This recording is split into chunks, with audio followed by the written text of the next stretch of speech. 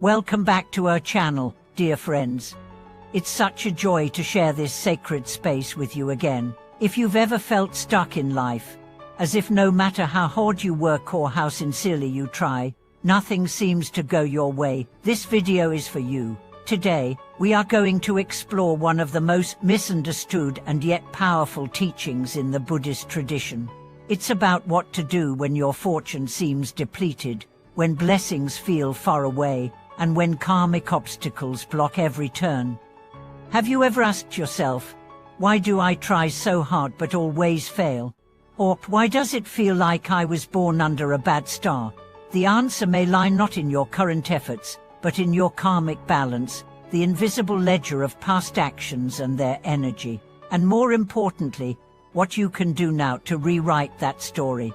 Today, we are going to talk about a profound and life-changing sutra that holds the power to transform misfortune, dissolve karmic blockages, and generate a field of blessings around your life, the Sutra of the Original Vows of Misfortune. This is not just a scripture for the dead, as many mistakenly believe. This sutra is for the living, especially those who feel burdened, lost, or plagued by bad luck. Within its verses lies a path not only to merit and rebirth in better realms, but also to immediate, tangible transformation in our worldly lives. Let's begin by acknowledging something deeply human. We all desire happiness. We want stable relationships, good health, financial security, peace of mind. But many of us feel we are fighting invisible battles. Relationships crumble despite our sincerity. Health deteriorates without clear reason. Opportunities vanish just as they appear. The Buddha explained that such patterns often stem from past life karma, not as a punishment, but as a natural consequence. Just as a seed planted in darkness still sprouts when the time is right, so too do our forgotten actions bear fruit, sometimes decades or lifetimes later. But here's the liberating truth: karma is not fixed. It is not destiny. It is not unchangeable fate. Karma is a current of energy, and energy can be redirected, transformed, uplifted. And this is where the Misfortune Sutra becomes a golden key. Misfortune, whose name means earth stores or earth treasury, vowed not to attain full Buddhahood until every being is liberated from the lower realms. His compassion is said to penetrate even the deepest hells.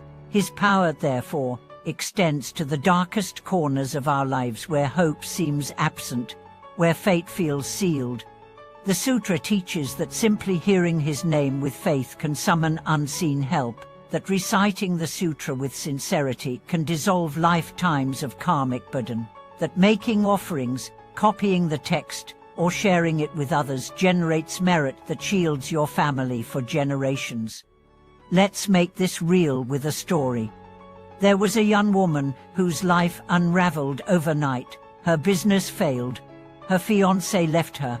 Her health collapsed. At her lowest, she wandered into a small temple and sat before the statue of Misfortune. She didn't know what to say, so she wept.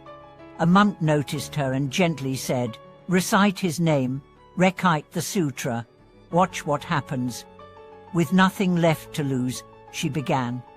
A few pages a day, then a few more. She lit a candle. She bowed each night. She offered fruits and water, not out of superstition, but as symbols of her renewed sincerity. Weeks passed. Then something shifted. Her sleep improved. Old friends returned. New opportunities appeared. Most remarkably, her sense of inner burden lifted. She said, "It was as if a stone had been taken off my chest." Today, she attributes her rebirth not just spiritually, but materially to the blessings of the Misfortune Sutra. So how does it work? The sutra functions like a mirror and a magnet. It reflects our current karmic patterns, and it magnetizes new karmic seeds. When you recite it, you're not just dreading words. You're invoking a sacred resonance. Your mind aligns with the vow of a being who promised never to abandon those in despair. The vibration of the sutra dissolves low-frequency karmic imprints. It harmonizes your energetic field. It draws in blessings, protection, and clarity. But it's not magic.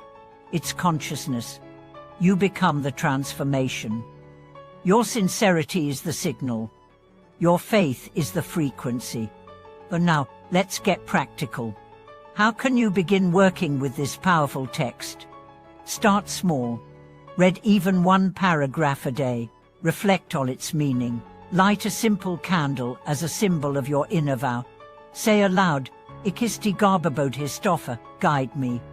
Write his name. Copy a verse by hand. Offer incense. Bow with reverence. These are not religious rituals in the dogmatic sense. They are energetic affirmations. Each action says to the universe, I am choosing light. I am releasing past burdens. I am opening to grace. And the universe responds. Kistigarbha's vow is universal.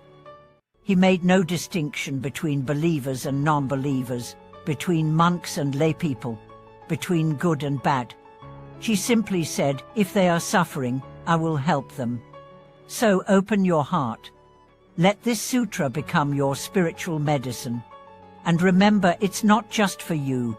You can dedicate its merit to your parents, living or deceased, to your children, to ancestors, to those you've harmed, and those who've harmed you. In this way, you not only uplift your own fate, you purify the karmic rivers of entire lineages. In traditional temples, monks chant the Qigong Sutra to relieve natural disasters, family misfortune, and even economic hardship. The results are often astonishing. People report sudden relief, spontaneous forgiveness, breakthroughs in seemingly impossible situations. But don't rely on stories alone. Try it. Taste its power yourself. Maybe you're thinking, but I've tried everything. I've done so much spiritual work. Why is nothing changing? And that's a valid question. Sometimes, despite our efforts, the karmic current is still too strong. That's why we don't just need effort, we need resonance. Kistigarbha's sutra doesn't add more to your struggle. It meets you where you are, it holds you, it lifts the weight gently, slowly, surely. And with time, your life shifts. You may find that relationships begin to heal, that old fears no longer control you, that doors once shut begin to open, because you are no longer vibrating from fear. You are vibrating from vow. Your faith becomes a tuning fork, and reality begins to harmonize with it. So, dear friends, if you're struggling financially, emotionally, spiritually, don't give up. Take refuge in a vow greater than your fear. Let Kistigarbha's light guide your path. And above all, remember, transformation doesn't come from perfection. It comes from persistence, from sincerity, from trust. One candle can light 1,000. One recitation can begin a new destiny. And you are worthy of that new beginning. Thank you for joining me today on this deep and sacred topic. If this message touched you, please share your thoughts in the comments. Have you ever worked with the Qigong Sutra? Have you experienced a shift in your life through spiritual practice? I invite you to subscribe to the channel, like this video, and turn on notifications so you can continue to walk this luminous path with us. Until next time, may your heart be light, your path be blessed, and your karma be transformed by the boundless compassion of Qigong Buddhistpractice. Thank you for watching this video.